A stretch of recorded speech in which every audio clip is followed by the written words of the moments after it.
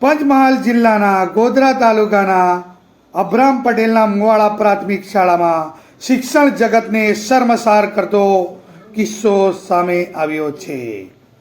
ખરેખર બાળકના જીવન ઘડતરમાં માતા પિતા પછી જો કોઈ ભાગ ભજવતું હોય તો એ શિક્ષક ભજવે છે.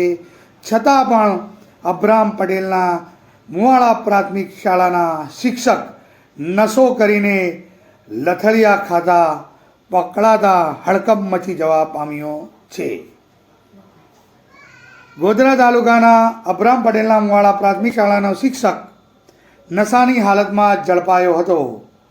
ગોધરા બી ડિવિઝન પોલીસે શિક્ષક વિરુદ્ધ નશામાં મળી આવવા બાબતની ફરિયાદ દાખલ કરી હતી.